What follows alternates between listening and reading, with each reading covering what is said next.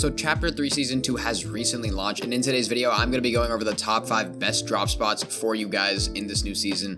This is going to be specifically solo drop spots, and I do hope you guys really enjoyed this video because I did spend a lot of time working on it. Be sure to use code Sonata YT in the Fortnite item shop or if you're purchasing the Battle Pass. But let's hop into it.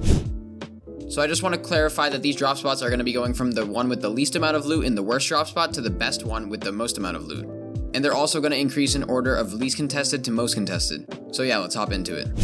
The first drop spot is going to be known as the Camp Cuddle Cabin.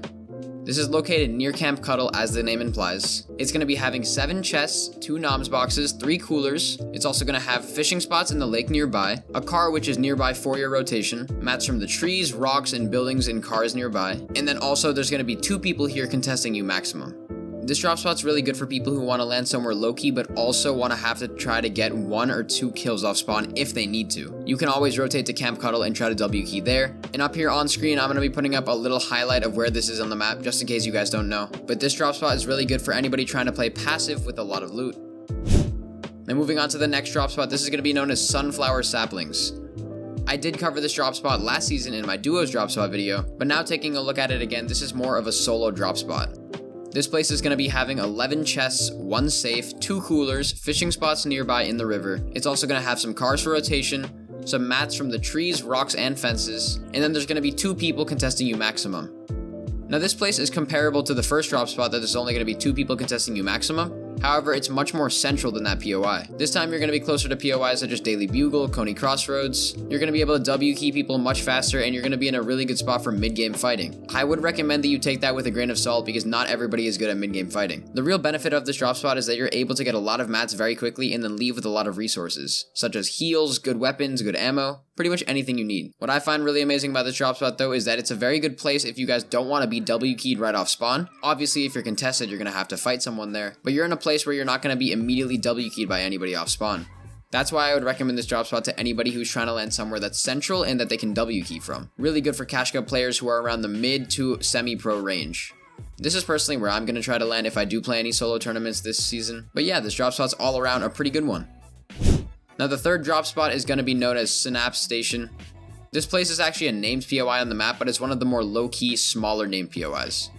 This is going to be having 16 chests, a vending machine, slurp barrels, 3 coolers, fishing spots in the ocean nearby. It's going to have rifts and boats for rotation. It's also going to have mats from the cacti, the rock, and the buildings. And then it's going to have up to 3 to 4 people maximum. I'm saying 3 to 4 because it's not necessarily guaranteed, but that's roughly the estimate that I would give you guys. Now Synapse Station is pretty good for those of you semi-pros that try to play passive. If you guys are semi-pros or if you're just good competitive players that want to try to play passive and not get W keyed as much, this place is definitely for you. You're going to be landing on the outskirts of the map, and if you have a southern map, you're pretty much set for success. However, if the map is northern, the rotation does get a bit hard. Obviously, there are some cars and some rifts, which do make the rotation a little bit easier, but it's still sometimes difficult. I'd recommend that you guys properly understand how to loot this place quickly, and then learn how to rotate quickly from it as well. That's what makes this drop spot truly powerful. If you're able to utilize it right, it's going to be really good. But if you utilize it wrong, it's really not going to work that well. This is one of the new addition POIs from the Chapter 3 Season 2 update. Obviously, there weren't too many map changes, but this is one of them, and it's a place where you can actually get a lot of metal on the map. That's why it's so powerful. I would recommend this POI to anybody who wants to try and get as much mats and metal as possible, and who wants to get out of there with some good loot. This can also be used as a duos drop spot, just to say. However, I would recommend that you guys try to primarily use it as a solos drop spot when it's possible. Now the next solo drop spot is going to be known as the Temple. The Temple is actually a pretty good drop spot. I did go over it in my last duo drop spots video, but now, like I've said, it's going to be turning into more of a solo drop spot. The Temple is going to be having 17 chests in its vicinity. It's going to have slurp barrels, a car nearby for rotation. It's also going to have mats from the trees, rocks, and cars and barrels. The Daily Bugle is also nearby just in case you guys do want a W key, and there's going to be 4 people absolute maximum at this point of interest. The reason that this is going to be slightly more contested than Synapse Station is because it is much closer to a much larger major POI. The Daily Bugle is one of the best POIs that has some of the most chests in the game right now, so tons of people are going to be landing there. And if there's any overflow from Daily Bugle, that's going to be coming right to you at this temple.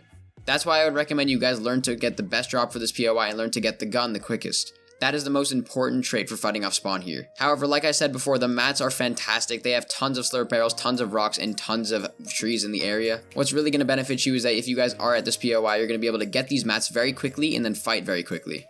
Getting shield is no issue because there's obviously 17 chests in this small area, and as long as you know where they are, you're able to loot very quickly. You can also rotate around to areas like the rifts nearby, and if you're able to rotate there, you're going to have another form of rotation. But if you want to stick around and use the old-fashioned way such as the car, that's what makes this POI so good, is that you're able to be very lenient with it. You can use it in pretty much any method, and any method will work at it.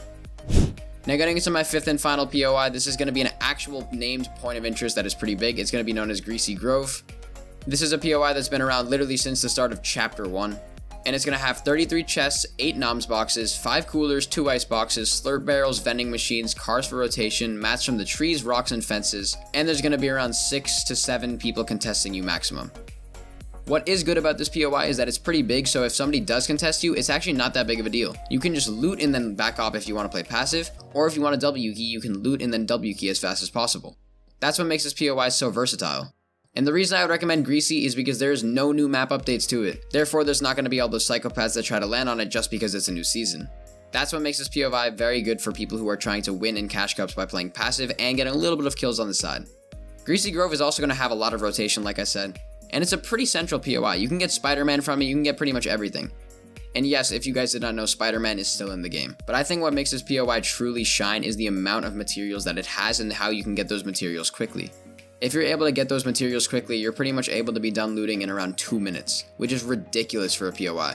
Especially if it's this big and that major. But overall, if you guys use any of these drop spots and follow the exact maps that I had put up on screen for each one of them, you're pretty much going to be set on your solo drop spot for the season. Make sure that you use your brain when you're landing here, and you don't push stupid fights, don't try to go off spawn without a gun, and always focus on winning. That's the best piece of advice I can give you for landing at these various POIs. Now the last thing I did want to mention in this video is that if you guys are interested in getting any drop maps for any of these POIs that I went over in this video, consider going to some of these Twitter accounts that I do have up on screen right now. Some of these accounts are really good for making POI drop maps. However, for pretty much all of them you have to pay. So if you guys don't have the money to afford these drop maps, I wouldn't recommend that you get them. However, if you do have the money, they're a great investment, especially if you're a very serious comp player. These are great for duos, but I would recommend them for solos as well. And if not, you guys can learn to make your own. I can link a video in the description that helps you make your own drop map with the cost of pretty much nothing. And if you guys check out that video, just follow the instructions, pay attention, and then eventually you're going to have your own functioning drop map. That's just something I wanted to quickly go over. Normally I make a drop map section, however this time I just wanted to cut right to the chase and not waste your guys' time.